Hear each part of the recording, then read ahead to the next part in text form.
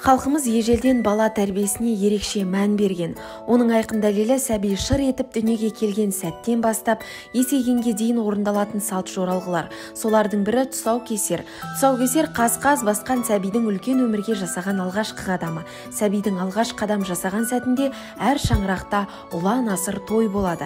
Тіпті тұсауы кесілмеген бала сүріншек өмірі кедергілер мен қиындықтарға толы болады деп сенген. Тұсаукесерге біреудің ала жібін аттамасын, өзгенің дүниесіне көз тікпесін, қол соқпасын деген тілекпен ақ пен қара жіпті айқастырып ала жіп дайындайды. Қазақ халқы тұсауды кез келген адамға кестірмеген. Сондықтан тұсауды жолы болған, ұрпақ өсірген, көп жасаған үлкен кісіге солардың жолын берсін деп кестірген. Дәл осы сурет жүрекке ерекше жылу сыйлайды. Ал суреттегі баланың кім екенін білесіз бе? Ислам Асқарұлы.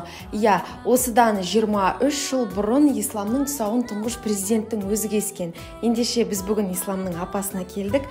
Апа, енді біздің оқырмандарымызға, көрермендерімізге кеңінен айтып берсеңіз дәл осы күн туралы. Бұл енді өте бір ерекше болған дүние.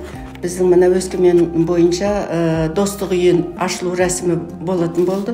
Мен немерем айтыру 1 жасқа толған, сол уақытта сол алып кеп, соның тұсауын кестірді. Сол балам қазір Құдайға шүкір 10-шы сыныбын бітіріп, мына темір жол несі бойынша оқуын бітірді, темір жол машинистін. Келешегі мол деп ойлаймын.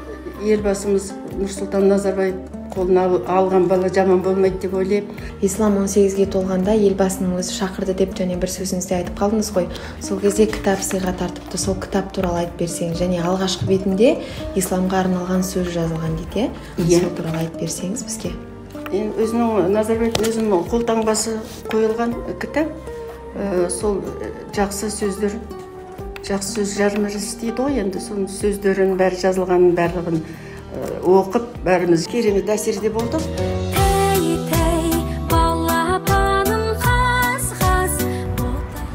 Ислам қазір геолог маман болып жемісті еңбек етуде, яғни үкілеген үміт ақталды. Ал сіздің тұсауыңызды кім кескен еді?